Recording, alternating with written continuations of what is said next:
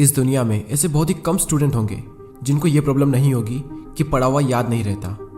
हम पढ़ तो लेते हैं लेकिन फिर भूल जाते हैं। तो अगर हम भूल जाते हैं तो फिर हमारे पढ़ने का मतलब क्या निकला? ऐसे में सारी मेहनत बेकार चली जाती है।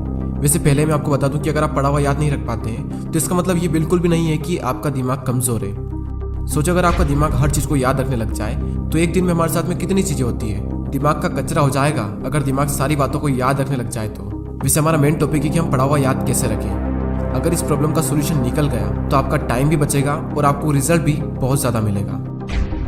पढ़ा हुआ सब कुछ याद रखना मुश्किल है, लेकिन फिर भी काफ़ी हद तक हम इसे कंट्रोल कर सकते हैं, लेकिन पूरी तरीके से नहीं। मैं आपको 3 तरीके बताने वाला हूँ। अगर आप यूट्यूब और गूगल पर सर्च करोगे तो आपको कई सारी टिप्स मिल जाएगी, लेकिन ये जो टिप्स मैं आपको बता रहा हूँ ये मेरे पर्सनल एक्सपीरियंस से और काफ़ी रिसर्च करने के बाद मैं आपको बता रहा हूँ। आप यकीन मानिए कि ये 3 टिप्स इतनी ज़्यादा इफेक्टिव है कि इनको यूज़ करने के बाद आपका टाइम भी बचेगा और आपको रिजल्ट भी 2 गुना मिलेगा। तो पहला जो पॉइंट है वो है स्टडी लेस स्टडी गुड। भले ही कम पढ़ो लेकिन अच्छा पढ़ो। विल परेटो ने इस दुनिया को एक महान सिद्धांत दिया जिसे कहा जाता है 80-20 का रूल्स। इन्होंने एक ऐसा नियम दिया जो कि दुनिया की हर वस्तु में हर जगह पाया जाता है। इन्होंने बताया कि आपके 20% एफर्ट्स आपके 80% रिजल्ट में कन्वर्ट होते हैं। इनका कहना है कि आप सिर्फ 20% चीज़ों पर फोकस करो, आपको 80% रिजल्ट सिर्फ इन्हीं से मिलेंगे। एग्जाम्पल के लिए विल परेटो बताते हैं कि दुनिया का 80% पैसा और जमीन इस दुनिया के 20% लोगों के पास में है। 80% क्राइम इस दुनिया के 20% लोग करते हैं। 80% ट्रैफिक इस दुनिया के 20% रोड पर होता है। और 80% टाइम हम 20% कपड़े पहनते हैं। और इस दुनिया की 80% एल्कोहल यानी शराब इस दुनिया के 20% शराबी पी जाते हैं। 80% भोजन इस दुनिया की 20% जमीन से निकलता है। 80% बारिश इस दुनिया के 20% बादलों से होती है। इस दुनिया के 80% इन्वेंशन इस दुनिया के 20% साइंटिस्ट ने किए हैं। और सिर्फ यहीं तक नहीं, यही आंकड़ा हमारे अपने यूट्यूब चैनल पर भी लागू होता है। 80% वॉच टाइम उन लोगों से आता है जिन्होंने इस चैनल को सब्सक्राइब नहीं किया है। कहीं आप भी तो उन 80% लोगों में से नहीं हो। और सबसे इम्पोर्टेंट फैक्ट कि 80% रिजल्ट हमारे 20% एक्शन से आता है। और यही रूल आपके एग्जाम में और आपकी पढ़ाई में भी लागू होता है। आपके सिलेबस का पढ़ा हुआ 20% आपको 80% दिलवा सकता है। तो आप 20% मोस्ट इंपॉर्टेंट चीज़ों को निकालें और उनको पढ़ें, और वही 20% चीज़ें आपको 80% रिजल्ट दिलवा सकती है। और आपने जो 20% निकाला है वो आपके सिलेबस के कंपैरिजन में बहुत ही कम है। तो ये जो कम है ना, इसको बहुत ही अच्छे से करो। और यही था हमारा first point, study less and study good. दोस्तों, मैंने भी कई बार ये गलती की है कि जितना पढ़ना होता है उससे हम कई गुना ज़्यादा पढ़ते हैं, और इसका रिजल्ट ये होता है कि हमें जो याद रखना चाहिए वो भी हम भूल जाते हैं। एग्जाम में अब वैसे भी ज़्यादा दिन नहीं बचे, तो आप इस रूल को यूज़ करके काफ़ी अच्छा रिजल्ट पा सकते हैं। अब नेक्स्ट जो पॉइंट है वो है स्टडी इन मॉर्निंग। और ये जो पॉइंट है ना, ये मेरा फेवरेट पॉइंट है, क्योंकि मैंने अपनी लाइफ की ज़्यादातर पढ़ाई सुबह ही की है।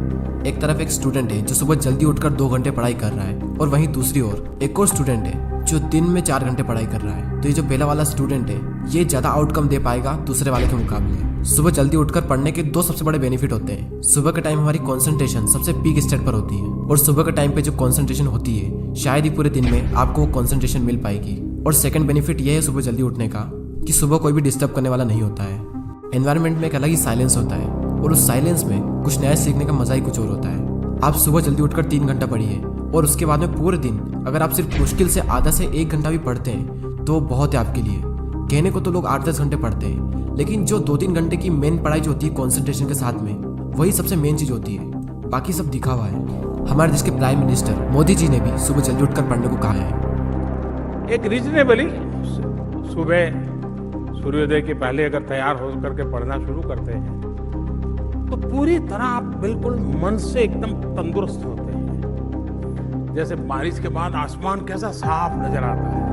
सुबह बहुत ही उत्तम कालखंड होता है, फ्रेश होते हैं, थकान नहीं होती है, और अध्ययन से ही शुरू करते हैं तो ज़्यादा अच्छा रहता है। और ना सिर्फ मोदी जी ने बल्कि हमारे शास्त्रों में, आयुर्वेद में भी यही बात कही गई है कि सुबह के टाइम हमारा ब्रेन सबसे ज़्यादा एक्टिव होता है, और उस टाइम जो भी हम अपने ब्रेन में डालेंगे वो दिमाग में छप सा जाएगा। सो ये था second point, study in morning. अब जो लास्ट जो पॉइंट है वो बहुत ही ज़्यादा इंपॉर्टेंट पॉइंट है, और ये पॉइंट आप सबको ऑलरेडी पता है, लेकिन हर कोई इस पॉइंट को बहुत ही इग्नोर करता है। और वो पॉइंट है पढ़ाई के बीच में रेस्ट लेना।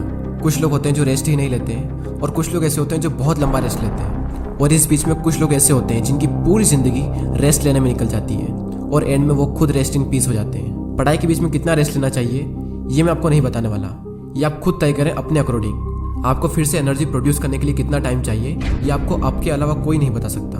जितनी इंपॉर्टेंस हम अपनी पढ़ाई को देते हैं उतनी ही ज़्यादा इंपॉर्टेंस हमें रेस्ट को भी देनी चाहिए, क्योंकि रेस्ट ही वो चीज़ है जिसकी वजह से हम पढ़ पा रहे हैं। हम एक दिन में जागते भी हैं और सोते भी हैं। तो उसी तरीके से अगर आप काम कर रहे हैं तो काम के बीच में रेस्ट लेना भी बहुत ज़रूरी है। और हाँ, ये गलती बिल्कुल मत करना कि अगर आपका एक बार पढ़ाई में मन लग गया तो लगातार बढ़े जा रहे हैं, लेकिन बाद में एक टाइम ऐसा आएगा जब आपका बिल्कुल भी मन नहीं लगेगा रेस्ट लेने के बाद भी। जब एक बार पढ़ाई में मन लग जाता है तो हम इतना पढ़ते हैं कि हम अपने दिमाग को ही पूरी तरीके से थका देते हैं और हालत ऐसी हो जाती है कि फिर से पढ़ने का मन ही नहीं करता। आपने पढ़ना शुरू किया, आपका मन लगा, अब थोड़ी देर बाद आपको रेस्ट लेना चाहिए, लेकिन आपको लगता है कि मैं भी और पढ़ सकता हूँ, तो उस फीलिंग को बनाए रखें और रेस्ट लें और फिर दोबारा उसी फीलिंग के साथ में अपनी पढ़ाई शुरू कर दें। अगर आप चाहें तो आप पोमोडोरो टेक्निक का यूज़ भी कर सकते हैं। पोमोडोरो एक बहुत ही सिंपल टेक्निक है। आपको जो भी काम करना है उस काम को आपको 25-25 मिनट के 4 ब्लॉक्स में डिवाइड करना है और हर 25 मिनट के ब्लॉक्स में आपको 5 मिनट का ब्रेक लेना है और 1 घंटा होने के बाद में आपको 15 मिनट का रेस्ट लेना है और फिर से आपको यही सब करना है। और इस टेक्निक का यूज़ करके आप काफ़ी लंबे टाइम तक और काफ़ी अच्छे से स्टडी कर सकते हैं। और ना सिर्फ स्टडी बल्कि आप अपने किसी भी काम में इस टेक्निक को यूज़ कर सकते हैं। और इस टेक्निक को यूज़ करने के लिए प्ले स्टोर पर कई सारी एप्लीकेशन है,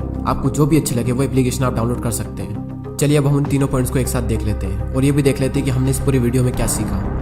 हमारा जो मेन टॉपिक था वो ये था कि पढ़ा हुआ याद कैसे रखें, और उसके सॉल्यूशन के लिए हमने 3 पॉइंट्स देखे, जिसमें से पहला है study less study good, second है स्टडी इन मॉर्निंग और थर्ड है रेस्ट लेना।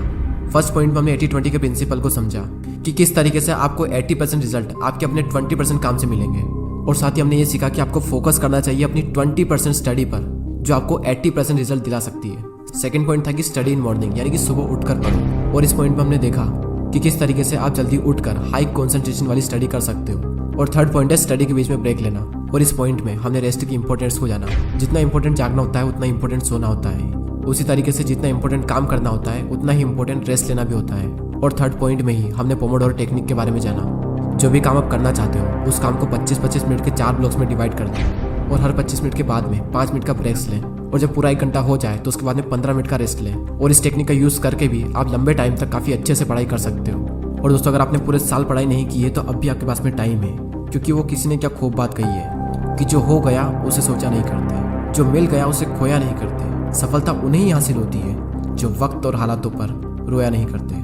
अगर आप अब भी शुरू करते हो और दिल लगा कर मेहनत करते हो तो अब भी आप कई लोगों से आगे निकल सकते हो। बस मेहनत खामोशी से कीजिए और इतनी मेहनत करो कि आपकी सफलता शोर मचा दे। अब वैसे ही बहुत टाइम निकल चुका है और एग्ज़ाम बहुत नज़दीक है, और जब इतना कम टाइम बचा है तो बैठे बैठे ज़िंदगी बर्बाद ना कीजिए, क्योंकि ये ज़िंदगी मिलती है कुछ कर दिखाने के लिए। रोके अगर आसमान हमारे रास्ते को तो तैयार हो जाओ आसमान झुकाने के लिए।